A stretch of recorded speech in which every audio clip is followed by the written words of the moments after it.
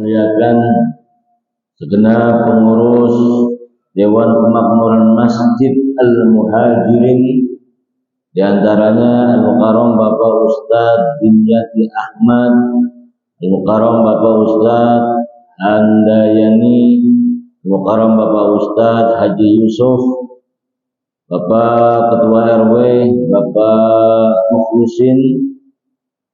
Mudah-mudahan beliau-beliau senantiasa dipanjangkan umurnya oleh Allah,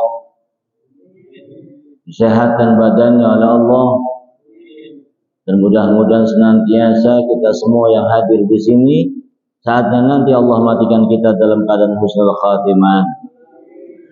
Terkhusus teman saya, sahabat saya yang juga merupakan Menteri Perhubungan, beliau ngubungin saya, Mas Fitri.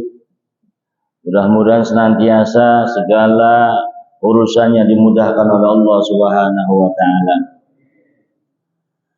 Bapak-bapak hadirin wal hadirat yang dirahmati oleh Allah Subhanahu wa taala.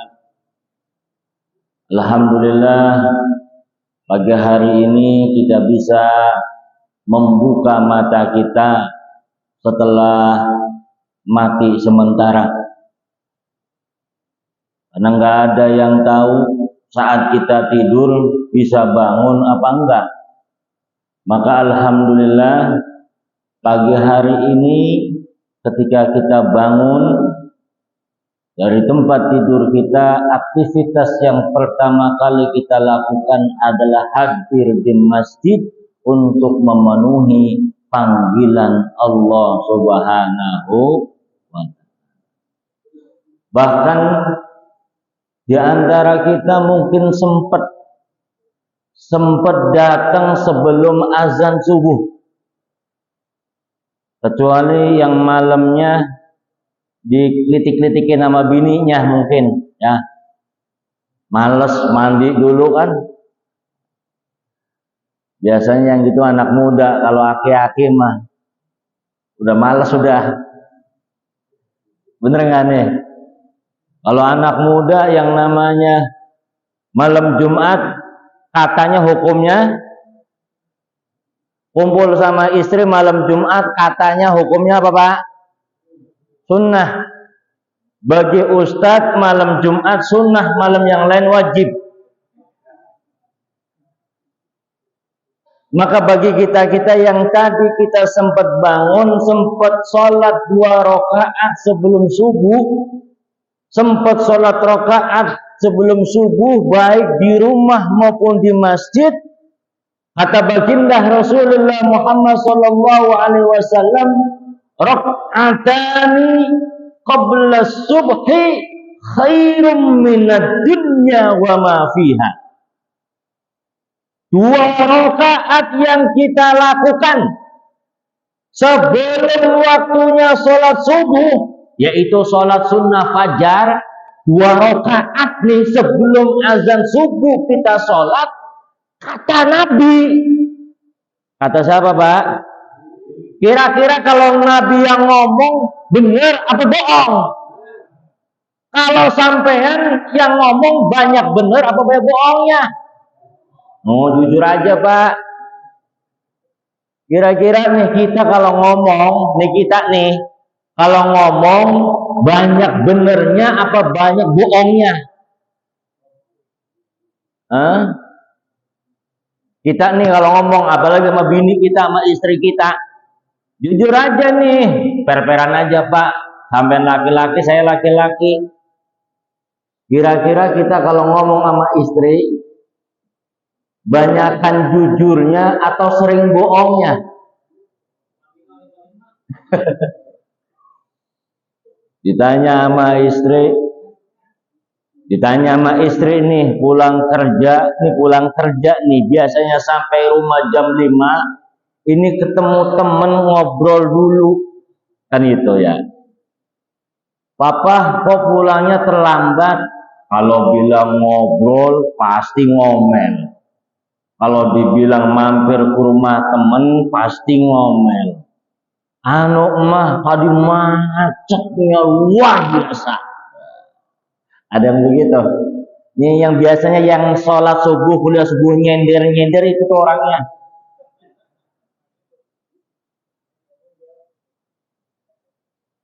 Karena terkadang kita kaum laki-laki kan keder Pak, bingung Pak. Ini perempuan kalau jujur marah, kalau bohong percaya. Bener Pak? Tapi tenang Pak, saya kasih kabar gembira kepada bapak-bapak yang punya istri bawel, cerewet, galak. Maka sesungguhnya seorang suami yang takdirnya istrinya galak, nanti dia hari kiamat akan terbebas dari siksa Allah. Karena didahulukan siksanya di dunia.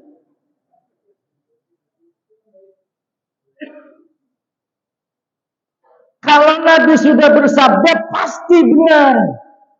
Maka kata Nabi, rakaatani qabla subhi khairum minad dunya wa ma fiha. 2 rakaat sebelum sholat subuh dalam pandangan Allah lebih baik dari dunia dan isinya. Tolong diperhatikan, dicerna kalimat saya, hadis tersebut. Sholat sunnah 2 rakaat sebelum sholat subuh dalam pandangan Allah lebih Allah sukai, lebih Allah cintai dari dunia dan seisinya. Ini nih kemuliaan umatnya Nabi Muhammad. Makanya kalau ada orang sebelum sholat subuh sudah rapi-rapi berangkat ke PT, kira-kira orang tersebut rugi apa beruntung?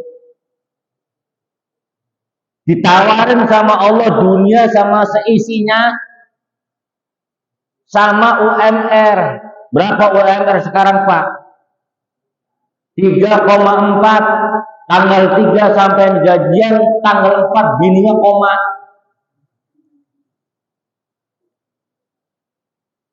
Makanya beruntung jika kita mampu hadir di masjid sebelum sholat subuh, sholat sunnah fajar 2 rakaat. Habis sholat sunnah, lalu kita sholawatan, puji-pujian. Rabbana ya Rabbana Rabbana anfusana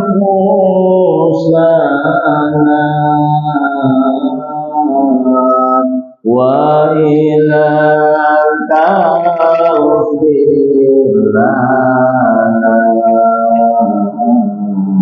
wa tarhamna lanakunanna minal khasirin. Ingat nggak di kampung lagunya begini? Ayo ikutin, coba ingat-ingat kita Pak. Rabbana ya Rabbana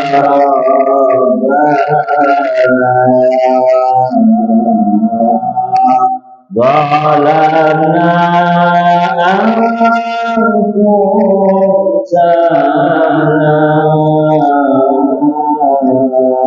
wa ilam taghfir lana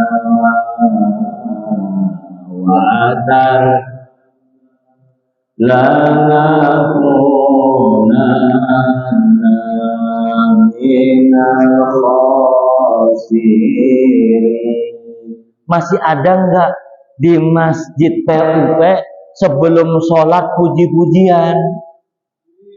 Masih ada? Alhamdulillah masih ada. Boleh nggak sih? Nih ya. Boleh nggak sih kalau di masjid kita sholawatan? Boleh nggak sih di masjid kalau kita puji-pujian? Kan terkadang ada orang yang begitu Pak ngomongnya. Bener nggak Pak? Di sini nggak ada ya? Ada nggak di sini? Ada nggak itu sholawatan di masjid dalilnya? Nih, saya mau ngasih tahu. Bapak datang ke masjid, bawa handphone, baca WA, boleh nggak itu? Boleh nggak Pak? Baca WA saja boleh, masa ia muji Allah kagak boleh? Otak nangis di sini. Bener nggak Pak? Orang habis sholat nih, assalamualaikum warahmatullah, assalamualaikum warahmatullah. Ada yang tidak membolehkan ngusap tangan. Ada nggak yang begitu? Pernah dengar? Ada yang tidak memperbolehkan ngusap tangan. Karena Nabi ketika sholat, assalamualaikum warahmatullah, assalamualaikum warahmatullah, nggak ngusap tangan. Satu waktu nih, lagi tahiyat akhir, assalamualaikum warahmatullah, assalamualaikum warahmatullah, langsung mulus ini perut. Kira-kira habis salam kita berak boleh nggak? Boleh nggak berak habis sholat nih? Masa iya berak aja boleh? Zikir kagak boleh. Aneh apa enggak? Ini belum pakai dalil, hanya pakai dalil akal. Dalil akal kita. Maka yang begitu-begitu Pak, harus kita sering hadir di majelis. Ada orang zikir kan? Zikirnya geleng-geleng kepala. La ilaha illallah, la ilaha illallah, la ilaha illallah. Ini kalau guru kita di kampung ketika membaca kalimat la, tarik kapas, la ilaha illallah, kan gitu Pak. Memusatkan pikiran, mencoba menghadirkan Allah dalam ruang kita. Tidak ada Tuhan selain la ilaha illallah, la ilaha illallah, kan gitu Pak. Ini juga banyak orang yang terkadang mempertanyakan hukumnya apa itu geleng-geleng kepala ketika zikir kepada Allah.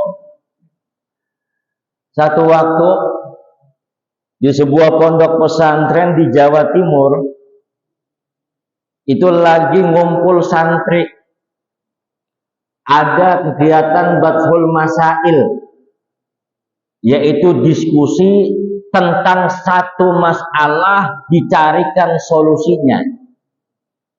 Dan masalah yang diangkat, masalah yang lagi dibahas adalah ada enggak dalilnya orang zikir geleng-geleng kepala. Ini santri kumpul modelnya kayak begini, pakai dalil nakli ataupun dalil akli. Santri yang begini bilang boleh, santri yang ini bilang nggak boleh, santri yang satu lagi bilang makruh, yang ini bilang sunnah, kan itu Pak. Ya, yang namanya di pondok pesantren itu biasa debat, diskusi, tapi selesai dari ruang diskusi ya selesai. Nggak kayak kita nih rapat Idul Kurban. Nih di masjid rapat Idul Kurban, musyawarah tentang Idul Kurban, membahas soal pelaksanaan sholat Idul Adha dan penyembelihan hewan kurban. Kan biasanya ada dinamika di dalam musyawarah itu. Yang ini bilang kita jangan beli sapi Bali umpamanya. Ini mah umpamanya Pak. Kenapa? Dagingnya amis. Kita sapi limosin aja. Ya ternyata yang nggak mau beli sapi Bali dia punya channel pedagang sapi limosin, kan gitu Pak. Nah, sudah selesai diskusi di situ, penentuan harganya ribut biasa, tapi seyogianya sesungguhnya seharusnya kalau sudah selesai salam-salaman ya udah selesai, jangan diomongin lah. Ada nggak yang model begini nih? Nggak ada. Biasanya nggak di masjid mana, anak kecil ribut, DKM marah, pengurus marah, jamaah marah, padahal anak kecil emang tukang ribut Pak, bener nggak? Tapi yang tua-tua ribut, kadang kita nggak nyadar. Anak kecil ribut, berisik nih. Di masjid saya nih ada aki-aki umurnya 80 tahun Pak. Serba salah kita sama orang tua. Dia orang yang bangun masjid ya, asal ada bocah bercanda dikit digaplok Pak. Kita larang ke masjid, kagak mungkin. Biasanya ada yang model begini nih, ya kan? Anak kecil memang wayahnya senang bercanda. Anak kecil emang wayahnya kadang sering ribut. Ini terkadang kita yang tua mengganggu kehusuan sholat kita. Emang benar sampai yang sholatnya khusyuk? Saya tanya, ketika ada anak bercanda, emang benar mengganggu sampai yang sholatnya khusyuk? Kalau nggak ada anak kecil, sampai sholatnya khusyuk apa enggak? Saya tanya nih Pak, jujur nih, kita sholat nih di rumah, di kamar, kira-kira Allahu Akbar, kira-kira kita sholatnya selama sholat di masjid apa lebih cepat? Ayo. Apalagi sholat yang tidak dijaharkan, sholat zuhur, sholat asar, ya kan? Allahu Akbar, kan nggak dikencengin nih. Dalam hati nih. Dolin, amin. Suratnya nggak dibaca kita. Allahu Akbar, sami Allah, Allahu Akbar, Allahu Akbar. Istri kita ngeliatin, wah, sholat cepet amat Pak. Apa jawab kita? Gue udah hafal. Kita sholat nggak ada yang ganggu aja, pikiran kita nggak khusyuk Pak. Apa yang ada di dalam benak otak kita, jujur, tidak jauh dari urusan dunia. Bener kan? Apalagi habis lebaran begini, duit emang udah habis. Yang pulang kampung apalagi, ya kan?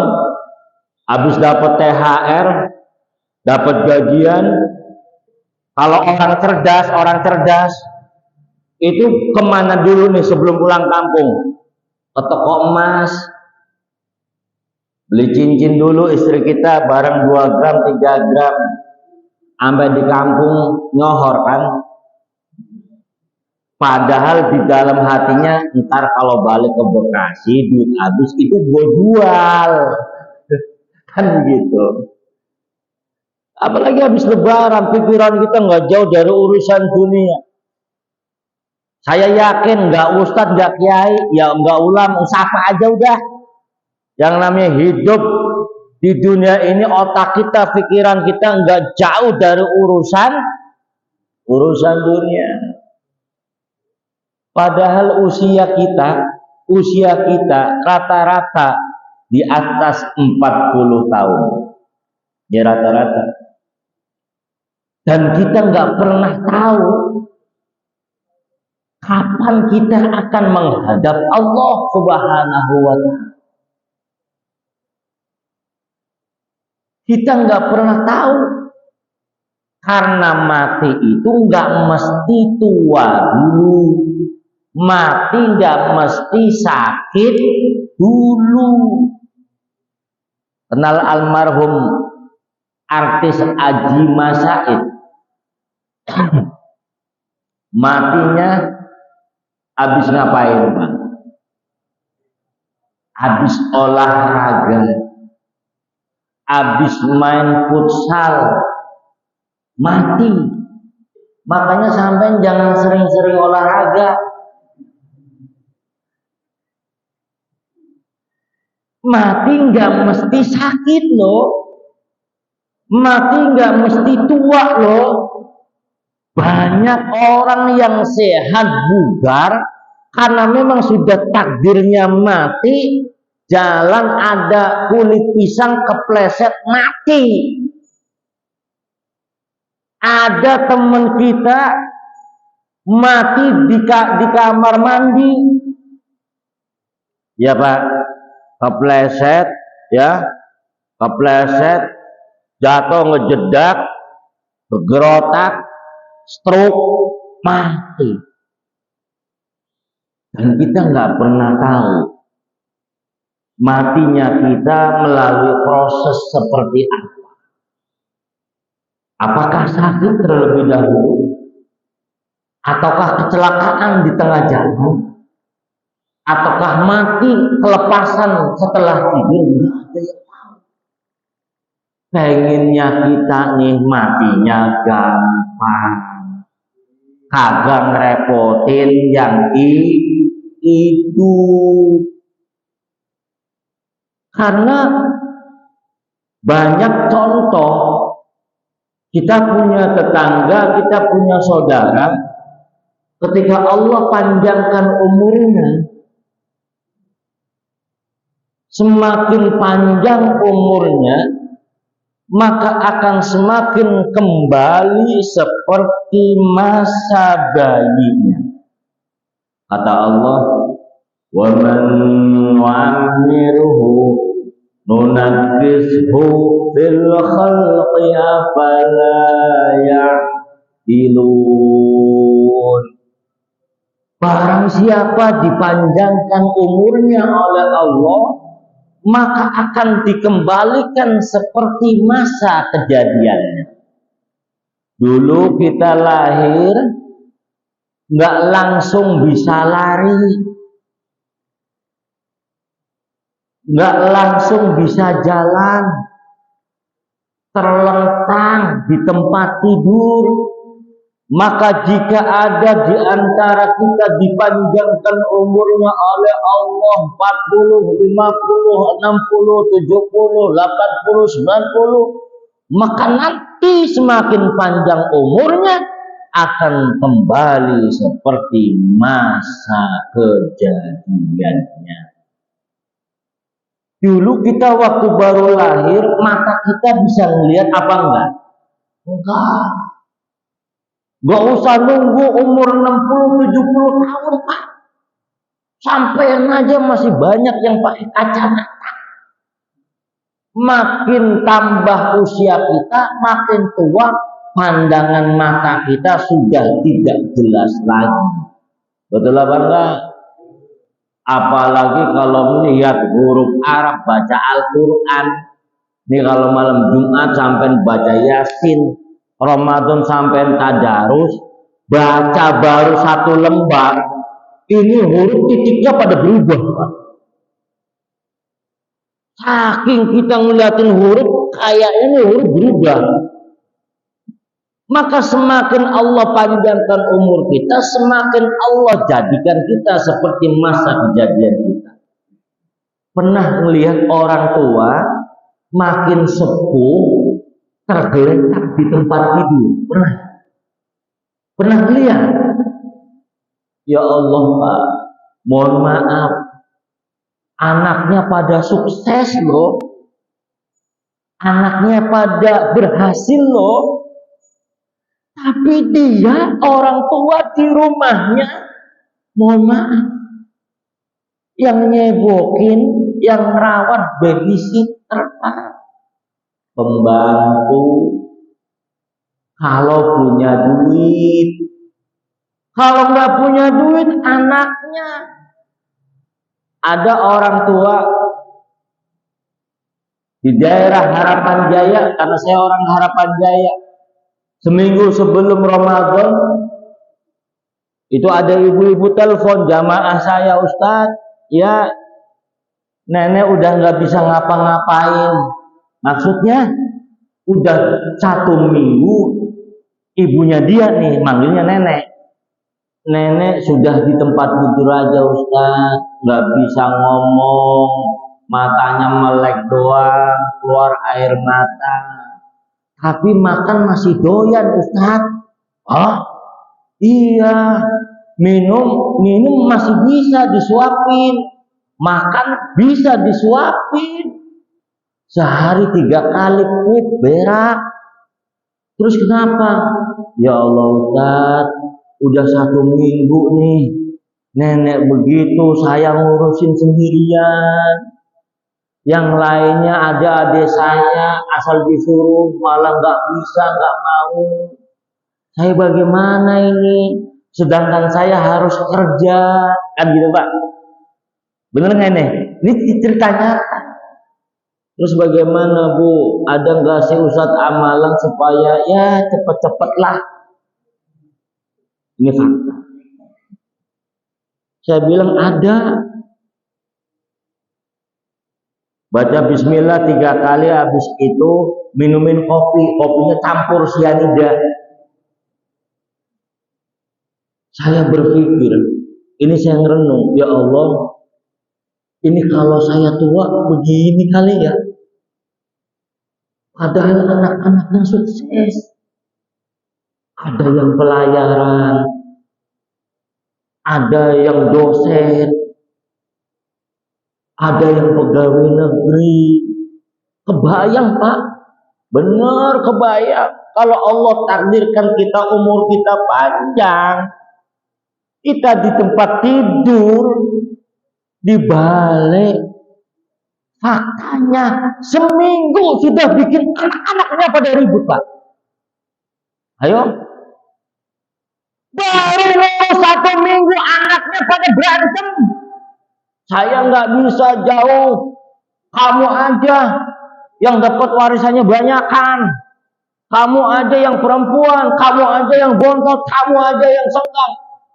Ngurus orang tua 1 baru 1 minggu pada berantem anaknya. Nauzubillah min.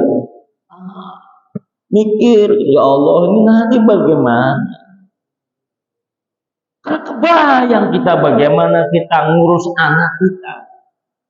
Bagaimana otak kita jungkir balik nyari rezeki, nyari nafkah biar anak kita tetap bisa sekolah. Biar anak kita nanti masa depannya tidak susah. Pagi berangkat, malam kita pulang, malam berangkat, pagi kita pulang. Yang dagang, yang usaha dagang ini bangkrut, pinjem modal, dagang lagi, belum dibayar, bangkrut lagi. Kan begitu Pak? Bener nggak? Kebayang kita. Makanya sungguh kita akan merugi kalau kita tidak membekali anak kita dengan ilmu agama. Rugi, bener. Sampean nyari duit belasan tahun, puluhan tahun buat gedein anak, nyekolahin anak. Tapi ketika sampean sudah uzur, sudah tua, anaknya pada sibuk urusannya masing-masing. Khawatir ketika malaikat cabut nyawa kita, nggak ada yang bisikin kalimat la ilaha illallah. Ini pentingnya kita ngaji. Maka kalau kita ngaji, jangan terlalu kaku. Kembali tadi saya cerita, ada santri lagi diskusi bahas soal dalilnya zikir dengan geleng-geleng kepala kan.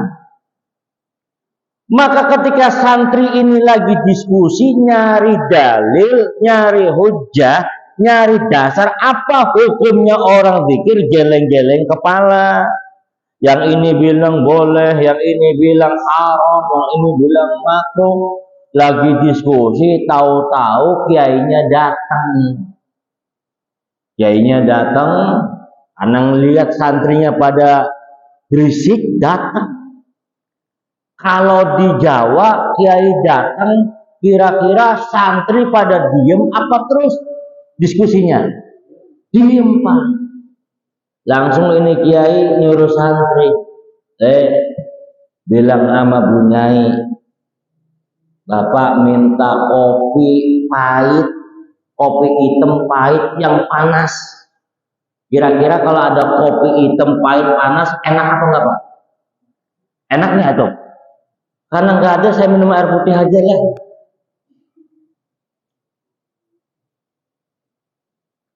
Sampai datang, kopi ini disiapkan. Lalu kiai minum. Bismillahirrahmanirrahim. Kan pahit nih Pak, tapi nikmat. Gulanya dikit aja. Ya. Minum.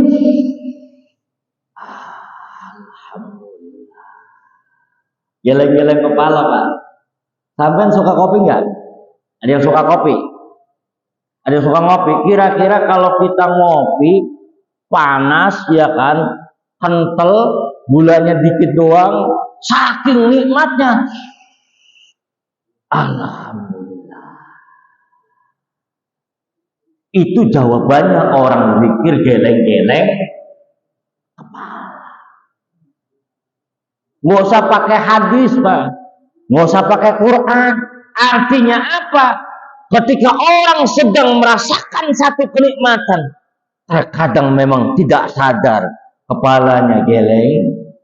La ilaha illallah, la ilaha illallah, la ilaha illallah. Kira-kira kalau kita zikir diem aja nih, la ilaha illallah, la ilaha illallah, enak apa kagak itu? Lihat kalau malam Jumat zikir, matanya sambil meremkan, membayangkan isim Allah, la ilaha illallah, la ilaha illallah.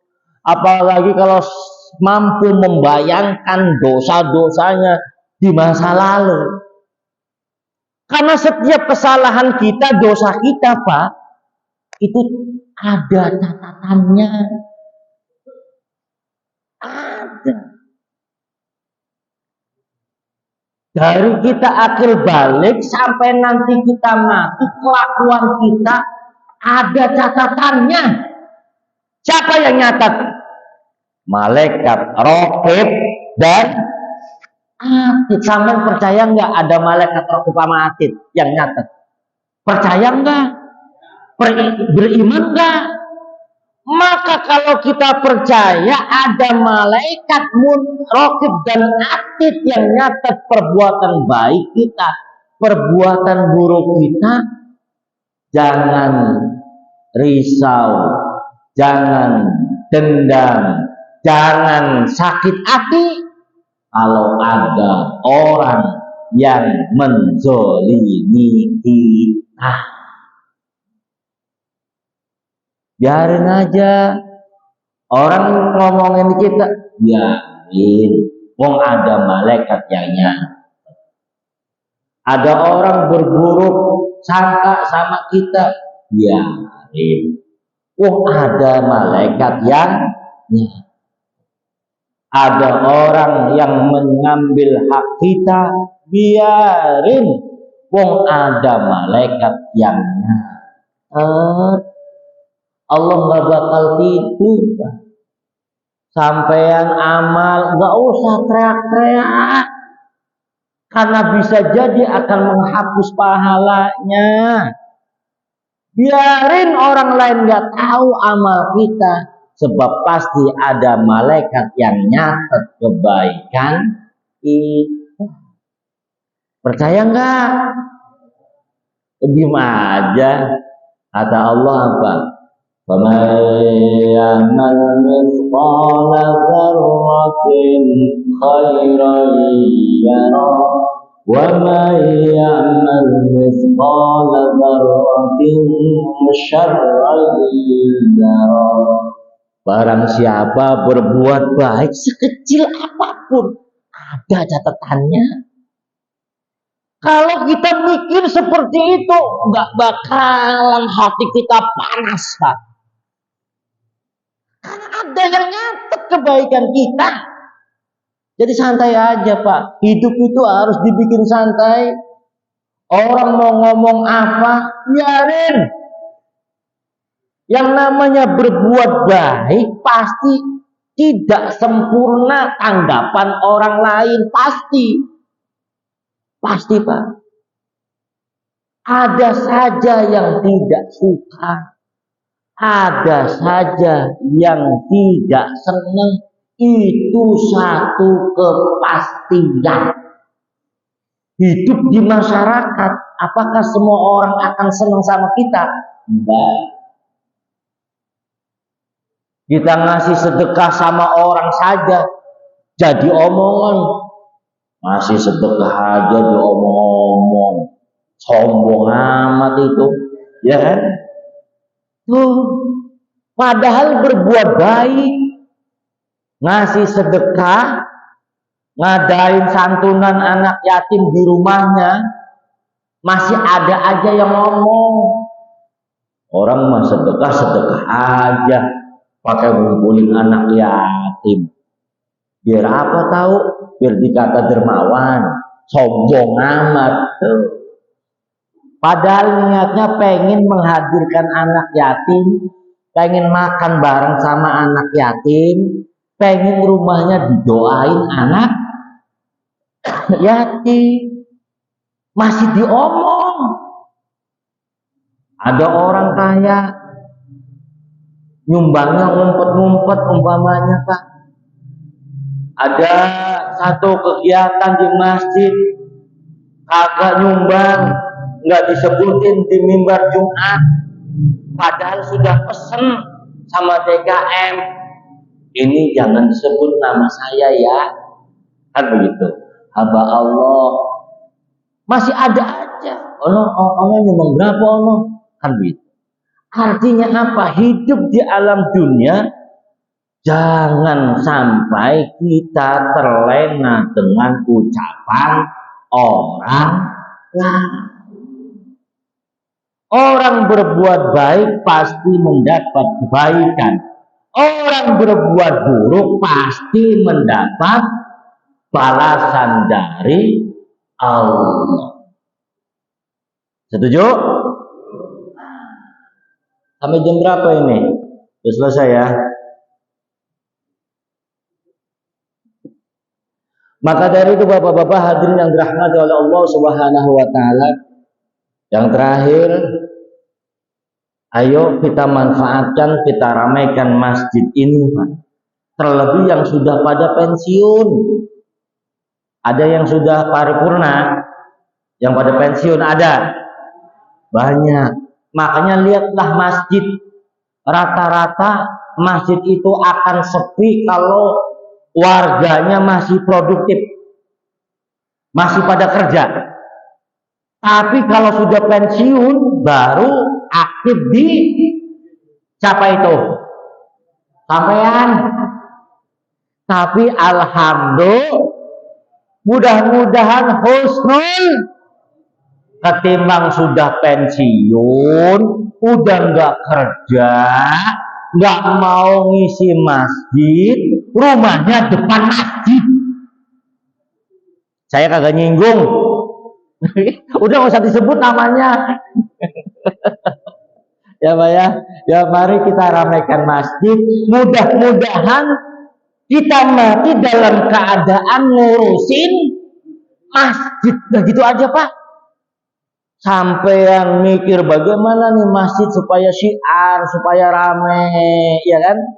Udah sampean mikir itu aja. Maka insya Allah ketika sampean mati-mati dalam berjuang di jalan Allah, mikirin kemakmuran masjid. Insya kita baca Quran suratul Fatihah. Mudah-mudahan kita semua Allah matikan dalam keadaan husnul khatimah. Al-Fatihah. A'udzubillahi minasyaitonir rajim. Bismillahirrahmanirrahim. Alhamdulillahirabbil alamin arrahmanir rahim maliki yaumiddin. Iyyaka na'budu wa iyyaka nasta'in ihdinas siratal mustaqim siratal ladzina an'amta 'alaihim ghairil maghdubi 'alaihim waladdallin. Sallallahu alaihi wasallam min kulli dhanbin 'azim la yaghfiru al-'azim illa al-'azim ya hakim. Allahumma salli ala sayyidina Muhammad wa ala ali sayyidina Muhammad. Allahumma ighfir lana dhunubana wa liwalidina warhamhum kama rabbayana shighara. Allahumma inna nas'aluka salamatan fid din wa 'afiyatan fil jasad wa ziyadatan fil ilmi wa barakatan fil rizqi wa tawbatan qabla al-maut wa rahmatan 'inda al-maut wa maghfiratan ba'da al-maut. Allahumma hawwin 'alaina fi sakaratil maut wan najata minan nar wal 'afwa 'indal hisab. Allahumma ij'alna wa awladana wa dhurriyyatina wa jama'atina masjid al-hijrah min ahli al-ilmi wa ahli al-ibadah. ولا تجعلنا وإياهم من أهل الشر والضير إنك على كل شيء قدير. ربنا آتنا في الدنيا حسنة وفي الآخرة حسنة وقنا عذاب النار. وصلى الله على سيدنا محمد وعلى آله وصحبه وسلم والحمد لله رب العالمين. Sekian, Allahumma salli ala Muhammad. Assalamualaikum warahmatullahi wabarakatuh.